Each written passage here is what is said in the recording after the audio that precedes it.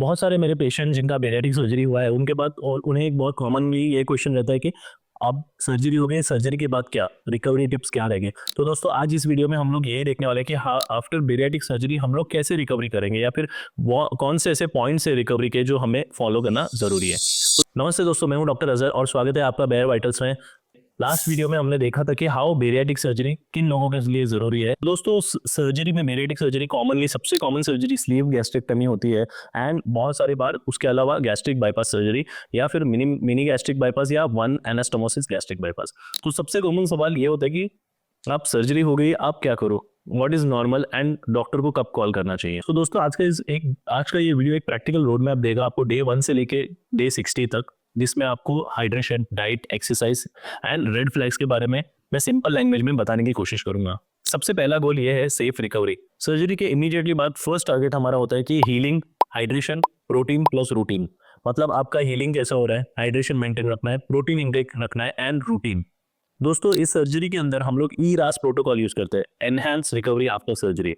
तो इसके अंदर हम लोग अर्ली मोबिलाइजेशन करते हैं। मैं कोशिश करता हूँ कि मेरे जो पेशेंट्स रहेंगे अगर मॉर्निंग में उनको ऑपरेशन हुआ तो शाम में उनको चलाता हूँ, क्योंकि मोस्ट ऑफ द टाइम ये ऑपरेशन सिर्फ लेप्रोस्कोपिकली या रोबोटिकली होता है, जिसमें छोटे छोटे 4 या 5 कट्स होते हैं and the patient is able to tolerate the pen.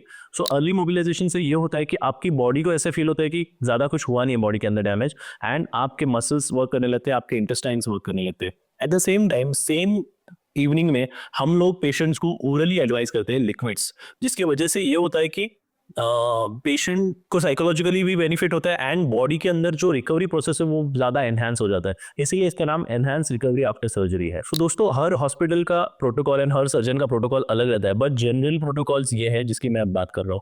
इसके साथ साथ हमारे जो डाइटिशियंस होते हैं, जो क्लिनिकल डाइटिशियंस होते हैं, वो भी आपकी डे टू डे बेसिस पे आपकी ध्यान देते हैं, आपको एक proper hydration and diet chart बना के देते हैं जो आपको रिगरसली फॉलो करना होता है। तो दोस्तों ऐसे कौन से सिम्टम्स है जिसे रेड फ्लैग्स कंसिडर करना चाहिए। अगर आपको बहुत बेचैनी हो रही है या फिर आपको फीवर आ गया है या आपकी हार्ट रेट बहुत ज़्यादा बढ़ रही है या वॉमिटिंग होने लगी है, तो ये एक रेड फ्लैग साइंस है जो आपको इमीडिएटली अपने डॉक्टर से रिपोर्ट करना बहुत ज़रूरी है। इसके अलावा दोस्तों अगर आपको बार बार वॉमिटिंग हो रही है या फिर आपको स्वेलो करने में प्रॉब्लम हो रही है, ये भी एक नॉर्मल कॉन्सिक्वेंस नहीं है। अगर आपको ये सिम्टम्स हो रहे हैं तो इमीडिएटली आपको अपने डॉक्टर से मिलना जरूरी है एंड IV हाइड्रेशन लगाने की जरूरत पड़ सकती है। इसके बाद हम देखते हैं हाइड्रेशन रूल्स। दोस्तों बेरियाटिक सर्जरी में बहुत बार ऐसा हो जाता है कि रेस्ट्रिक्शंस आ जाता है, मीन्स आपके स्टमक की वॉल्यूम कम हो जाती है या फिर आपके इंटेस्टाइन्स को हम लोग बाईपास कर देते हैं। तो उस केस में आपकी जो करंट बॉडी है 140 kgs की, 130 kgs की, उसको हाइड्रेटेड रखने के लिए हमें याद से रेगुलर इंटरवल्स पे लिक्विड्स कंज्यूम करने पड़ते हैं। इनिशियल डेज में तो हम लोग वाटर एडवाइस करते हैं, but there may be some special drinks also. At the same time जब आप रिकवरी फेज में होते हैं तो प्रोटीन की इनटेक भी बहुत ज़्यादा मैटर करता है, तो हम कोशिश करते हैं आपको हाई प्रोटीन डाइट दे। तो दोस्तों आप हाइड्रेशन कैसे कर सकते हो, कंटिन्यूसली आप थोड़ा थोड़ा इंटरवल पे पानी सिप कर सकते हो। एक साथ बहुत सारा ग्लास या बहुत सारा वॉल्यूम पानी नहीं पीना है, उसकी वजह से उल्टी हो सकती है, इसलिए हर 10 से 15 मिनट में आपको 2-3 सिप पानी पीते रहना चाहिए। जब आप सिप करके पानी पीते हो तो जो पानी आपके ओरल कैविटी में रहता है या फिर ओरल कैविटी से इसोफेगस तक जाता है, तो आपका वाटर एब्जॉर्प्शन आपके मुंह के अंदर से ही चालू हो जाता है। इसके साथ साथ आप ये अवॉइड कीजिए कि आपने जूस पिया या स्वीट जूस पिया, क्योंकि जब आप तुरंत शुगर लोड डालोगे तो बेरियाटिक सर्जरी के बाद आपकी ऑलरेडी वॉल्यूम रिड्यूस है, आपका स्टमक चला गया है, तो आप ये सब स्वीट ड्रिंक्स तुरंत ही आपके इंटेस्टाइन में चले जाएंगे and you may gate severe insulin spike, जिसकी वजह से आपके बॉडी के अंदर डंपिंग सिंड्रोम जैसे चीज़ें हो सकती है, जिसमें सडनली शुगर कम हो जाना है या फिर ज़्यादा भूख लगना, ये सब चीज़ें भी इन्वॉल्व है। दोस्तों अभी डाइट में हम क्या देते हैं, और डाइट के अंदर सबसे पहला जो रहता है स्टेज 1 में हम लोग क्लियर लिक्विड्स देते हैं। इमीडिएटली पोस्ट ऑप में या फिर फर्स्ट डे के अंदर ही हम लोग क्लियर लिक्विड्स देते हैं। मोस्टली ये वो पानी रहता है या फिर कभी कभी हम लोग नारियल पानी भी देते हैं। धीरे धीरे 30 ml या 60 ml से हम लोग शुरुआत करते हैं एंड देन स्लोली इसको प्रोग्रेस करते हैं।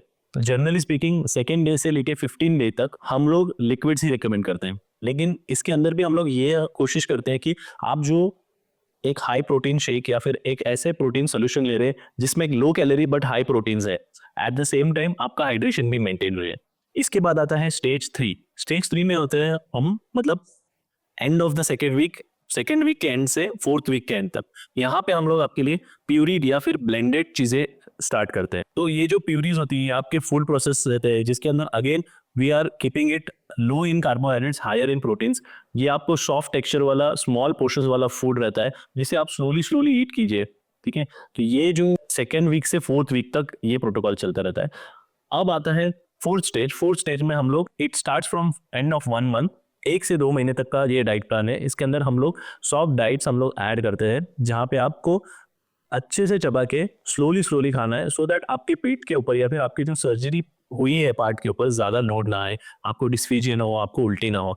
जब बॉडी ये धीरे धीरे एक्सेप्ट करने लगती है तो आपकी बॉडी अडेप्ट हो जाती है to the new and change diet also. 5th one आता है 2 महीने के बाद। ये एक रेगुलर डाइट है या फिर ये फॉरएवर डाइट है जो आपको फॉलो करनी रहेगी। अगेन इसके अंदर भी मोस्ट इंपॉर्टेंट रहेगा कि chew the food properly, eat slowly, don't gulp. बहुत सारा खाना एक साथ नहीं खाना है, ओके। रेगुलर डाइट में आप ट्रांजिशन कर सकते हैं with the help of dietitian. आप अपनी रोटी या फिर चपाती जो है लो पोर्शन में आप स्टार्ट कर सकते हो। एट द सेम टाइम आप सब्जियां और फ्रूट्स भी इसमें ऐड कर सकते हो।